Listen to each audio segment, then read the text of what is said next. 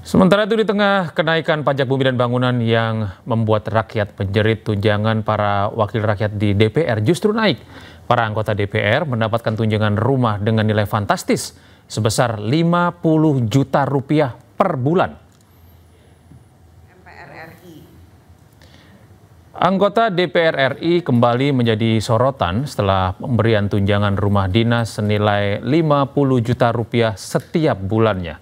Sementara itu, Wakil Ketua DPR Adis Kadir di gedung DPR RI membenarkan adanya anggaran ini. Namun ia membantah gaji pokok anggota DPR naik. Menurut Adis Kadir, anggaran ini dibuat karena pengadaan rumah dinas sudah ditiadakan. Angka 50 juta rupiah pun dinilai wajar untuk rumah di kawasan Senayan, Jakarta Pusat. Tunjangan perumahan DPR itu 50 juta, tepatnya kurang lebih 58 dipotong, itu mereka terima sekitar 50 juta. Nah, itu setiap anggota, kalau pimpinan tidak dapat karena kami pimpinan kan dapat rumah dinas. Jadi memang ini disesuaikan dengan, sekarang ini kan tidak ada rumah dinas lagi. Jadi anggota DPR sudah tidak ada rumah dinas, tidak dapat rumah dinas. Selain gaji pokok, anggota DPR mendapatkan berbagai tunjangan dengan nilai fantastis. Salah satunya adalah tunjangan rumah sebesar 50 juta rupiah per bulan. Anggota DPR bisa mengantongi pendapatan lebih dari 100 juta rupiah.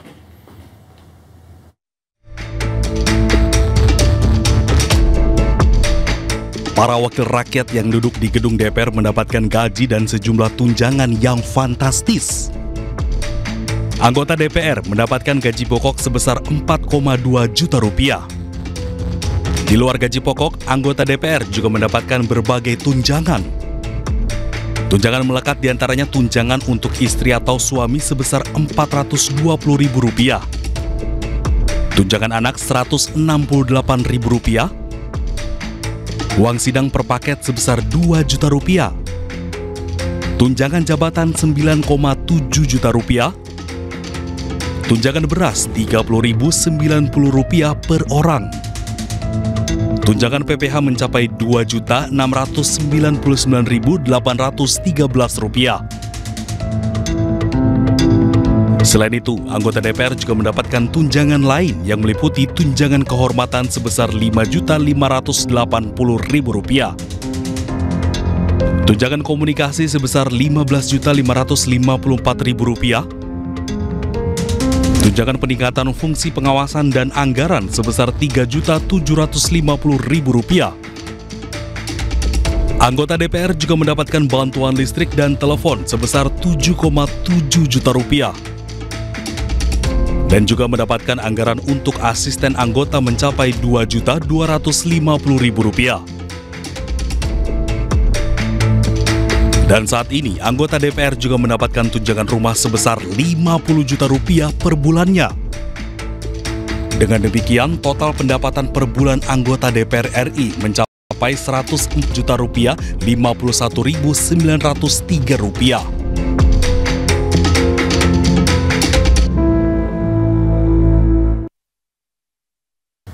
Pemirsa, demo pemakzulan Bupati Pati yang akan digelar pada 25 Agustus 2025 mendatang resmi dibatalkan setelah inisiator demo Ahmad Hussein memilih berdamai dengan Bupati Sudewo. Meski demikian, Aliansi Masyarakat Pati Bersatu menegaskan tetap mengawal pemakzulan Sudewo.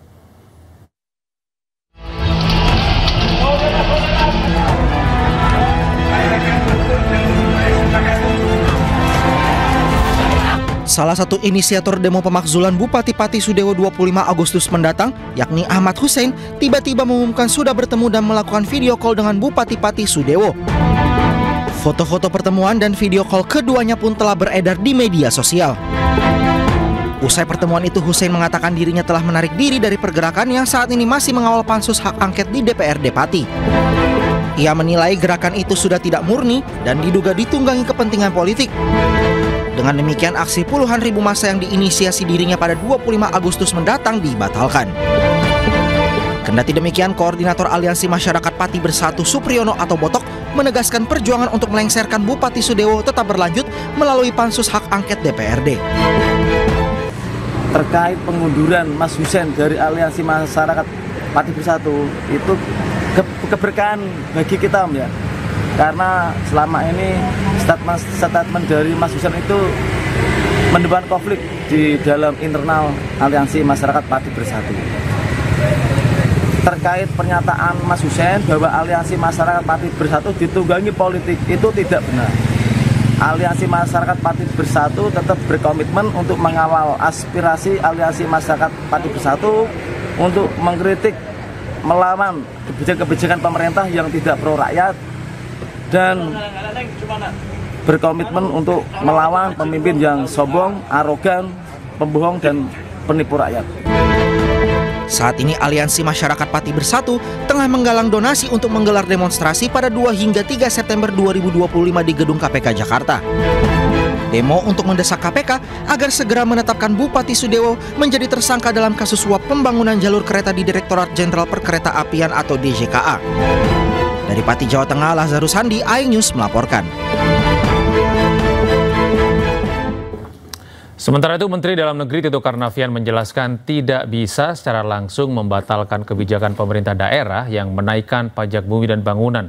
Namun Mendagri bisa melakukan intervensi dengan mengeluarkan surat edaran kepada kepala daerah. Langsung membatalkan, karena itu kewenangan itu berasal dari Undang-Undang HKPD, Undang-Undang Nomor 1 Tahun 2022 tentang hubungan keuangan pusat dan daerah, dan adanya PP Nomor 35 Tahun 2023 tentang pajak dan retribusi daerah, di mana kepala daerah itu diberikan kewenangan, ada perdanya, kemudian ada peraturan kepala daerah. Tapi saya mengintervensi dengan menggunakan Undang-Undang Pemerintahan Daerah 23/2014. Ya.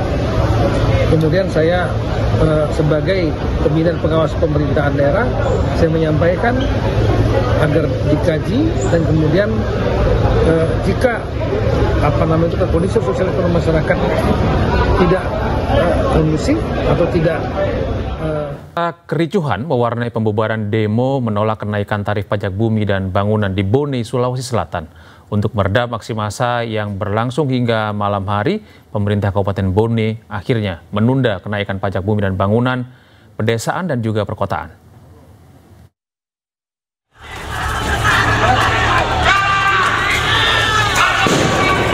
Aksi demo menolak kenaikan tarif pajak bumi dan bangunan di Bone, Sulawesi Selatan berakhir ricuh.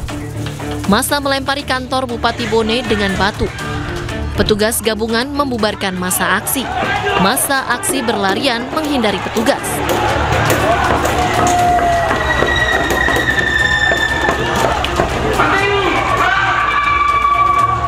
Unjuk rasa tolak kenaikan PBB di Bone sudah memanas sejak siang.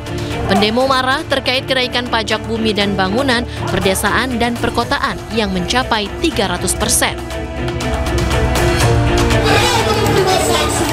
Pengunjuk rasa, kami perintahkan untuk mundur. Sementara untuk meredam aksi massa yang berlangsung hingga malam tersebut, pemerintah Kabupaten Bone menunda kenaikan pajak PBB P2.